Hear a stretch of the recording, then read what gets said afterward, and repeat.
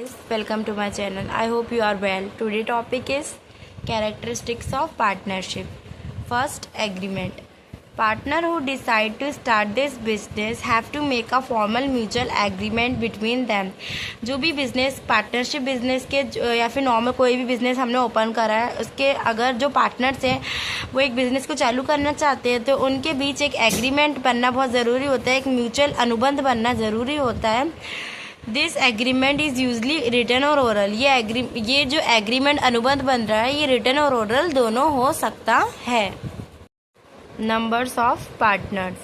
According to section 11 of Indian parliament act 1932, Indian parliament act का section 11 1932 act जो है Indian parliament का, the maximum numbers would be 10 for a banking partnership business. Banking partnership business में maximum numbers of person 10 होते हैं.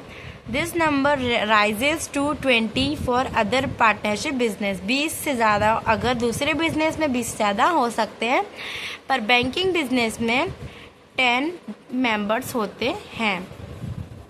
Sharing of profit.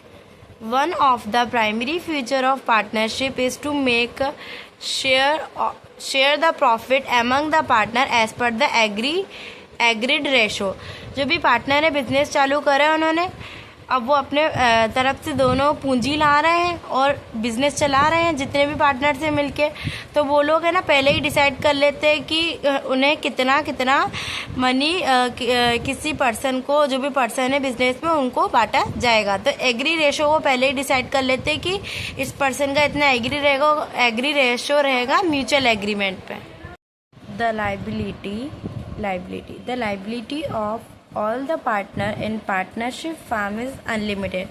जो दायित्व होते हैं पार्टनरशिप फार्म में वो अनलिमिटेड होते हैं. The partners are individually collectively liable to pay back the debts of firm. Individually collectively liable होते हैं पे बैक करने के लिए amount. Collectively individually collectively liable to pay back the debts of firm. वो liable होते हैं individual और collectively. जो भी पार्टनर्स हैं उनमें सबको इक्वल रेट पे प्रॉफिट रेशो उनका सेम रहता है और वो इक्वली लाइबल होते हैं प्रॉफिट लॉस के लिए और जो भी बिजनेस की एक्टिविटी होती है उनके लिए. Next, decision making. Day to day management is carried on by one or two partners, whereas for crucial decision making is consulted by all the partner. Day to day activities के लिए ज़रूरी नहीं है कि जितने भी पार्टनर हैं सारे पार्टनर्स वहाँ पे रहें और काम करें. अगर कोई क्रूशियल एक्टिविटी, कोई क्रूशियल डिसीजन मेकिंग हो रहा है तो उसमें सारे पार्टनर कंसल्ट करेंगे एक दूसरे से. और अगर कोई नॉर्मल काम है तो उसमें डे टू डे वर्क के लिए केवल 1 या 2% भी रहेंगे तो हमारा बिजनेस कैरी कर सकते हैं, हम उसको चला सकते हैं. पर अगर हमें कोई बिजनेस का कोई डिसीजन लेना है, बड़ा डिसीजन है, तो उसमें जितने भी पार्टनर्स हैं उनसे हमें कंसल्ट करना पड़ेगा. 1 या 2 पर्सन मिलके डिसीजन नहीं ले सकते, तो हमें कंसल्ट करना पड़ेगा सारे पार्टनर से. I hope you understand this topic. Thanks for watching.